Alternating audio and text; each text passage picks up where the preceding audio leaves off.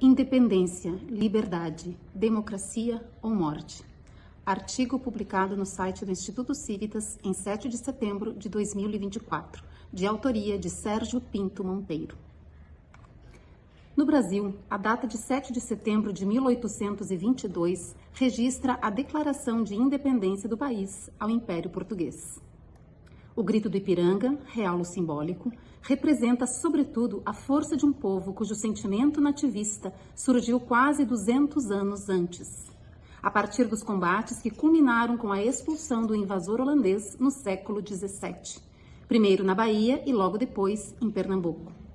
No manifesto denominado Compromisso Imortal, de 23 de maio de 1645, em que, pela primeira vez em documento, foi usada a palavra pátria, brancos, negros e índios, unidos, reafirmaram o seu inabalável propósito de vencer os invasores, o que culminou com as sucessivas vitórias nos combates dos Montes Guararapes, a última delas em 1649, origem gloriosa do Exército Brasileiro.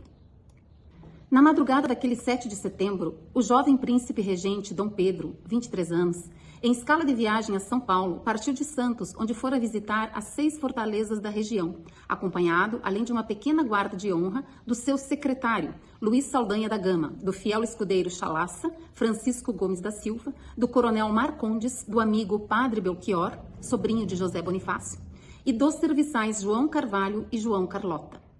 No final da manhã, ao subir uma colina íngreme e sinuosa conhecida como Calçada do Lorena, a caravana foi interceptada por 2 emissários vindos do Rio de Janeiro.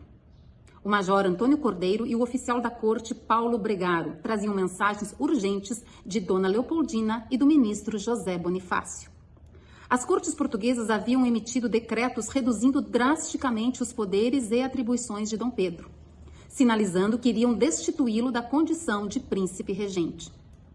As mensagens da esposa e do ministro eram contundentes, estimulando Dom Pedro a se rebelar contra essas decisões. Bonifácio, ao mencionar que uma esquadra partira de Lisboa para subjugar os brasileiros rebelados, enfático escreveu: Senhor, o dado está lançado e de Portugal não temos a esperar senão escravidão e horrores. Dona Leopoldina, inconformada, assinalava: Senhor, o pomo está maduro, colhe-o já. O que aconteceu em seguida, historicamente retratado no famoso quadro de Pedro Américo, na versão narrada pela testemunha ocular Padre Belchior, em seu relato escrito em 1826, não teria havido o famoso grito.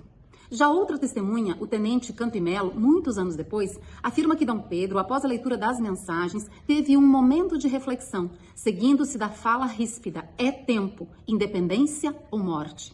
Uma terceira testemunha, o coronel Marcondes, que não estava na colina do Ipiranga, se encontrava com parte da guarda numa venda próxima do córrego, a chamada Casa do Grito. Relata que, de repente, o vigia anunciou a aproximação de Dom Pedro. Compreendi o que aquilo queria dizer e, imediatamente, mandei formar a guarda para receber Dom Pedro, que devia entrar na cidade entre 2 alas. Mas tão apressado vinha o príncipe que chegou antes que alguns soldados tivessem tempo de alcançar as celas.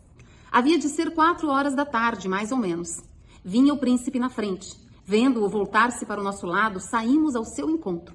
Diante da guarda, que descrevia um semicírculo, estacou o seu animal e, de espada desembainhada, bradou: Amigos, estão para sempre quebrados os laços que nos ligavam ao governo português. E viva o Brasil livre e independente! Gritou Dom Pedro.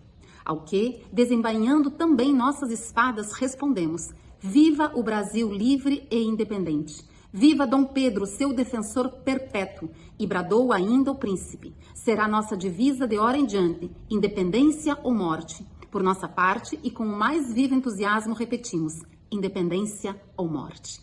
Em seu relato, o padre Belchior também narra esse segundo momento do histórico episódio, embora com mais detalhes do que a descrição do coronel Marcondes. Neste 7 de setembro, milhões de compatriotas certamente estarão nas ruas. Há uma grave crise em curso no país. Ameaças explícitas e outras difusas rondam a nação. A liberdade e a democracia que, ao longo da história, tanto defendemos como essenciais à vida em sociedade, estão sob o ataque de um inimigo traiçoeiro que usa conhecidas ferramentas, típicas de regimes autoritários, para suprimi-las. Pátria, povo, liberdade e soberania são quadrigêmeos inseparáveis.